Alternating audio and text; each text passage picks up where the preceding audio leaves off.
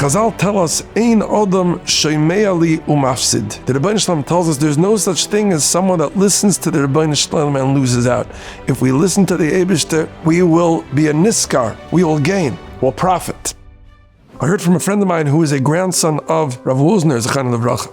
This goes back some 55 years. Rav Wosner, Zechan Levracha, he would go on vacation to the mountains in Eretz Yisrael, to Tzvas, Miran, to that area, and he would go on a walk and he would take some Sfarim with him and he would stop under a tree where there was a bench and he would sit down, he would learn, he would say some Tehillim, he would do his thing. In Tavshin Chavtes, he went on vacation with a few people who escorted him, and early in the morning they set out on Rav Wosner's walk. They walked and he stopped under a tree at a popular tourist attraction, but nobody was there yet because it was early. And he took out a Tehillim and he said Tehillim over there. This Tehillim was a very precious antique Tehillim from Slavita that was worth a lot of money. Rav Wosner had been saying Tehillim in this Tehillim for years. The Tehillim was worth tens of thousands, possibly hundreds of thousands of dollars. When he finished saying Tehillim, they spent a few more minutes there and then they got up and left. When they got back to wherever it was that he was staying, it took them a few hours, but they noticed that the Tehillim was not there, and they realized that they left it in the spot where Rav Wosner had stopped to say some Tehillim, to stop and rest. And right away, one of the Bachrim that escorted Rav Wosner said, "Let me go back and pick it up." Rav Wosner said, "B'shum Eifen, this is not happening, you're not going back there."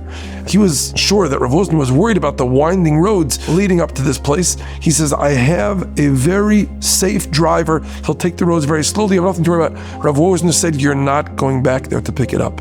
He said, "Please." Rav Wosner said, "It's not happening." He said, "It's safe." Rav Wosner said, "It might be safe for your guf, but it's not safe for your neshama. This place is a popular tourist attraction, and by the time you come now, who knows what's going on there, and I'm not maskim that you should put your ruchnias into danger by going to this place to retrieve my Tehillim." They didn't go. The next morning, first thing in the morning when it was still early, they went back there to retrieve the Tehillim, and the Tehillim was gone. They had a lot of agmas nefesh, but Rav Wosner made nothing of it. He was okay with it. Fast forward 35 years, Rav Wosner went on vacation to the mountains in Austria.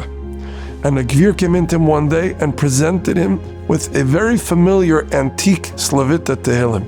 And he said, "I saw this Tehillim for sale on auction, and on the first page it has your name on it, and I wanted to give you this as a gift to bring it back to you."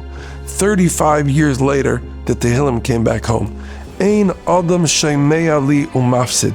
We learn from this that even though it was a Tehillim that was worth tens of thousands, perhaps hundreds of thousands of dollars, Rav Wosner refused to go back there because we're putting something much more precious in danger, the Kedusha of our eyes. He did not want to allow them to go because who knows what's going to happen. And the Rabbi Shalom said, "Don't worry about it, I have this." 35 years later, Rav Wosner got the Tehillim back. It's still in the family till today.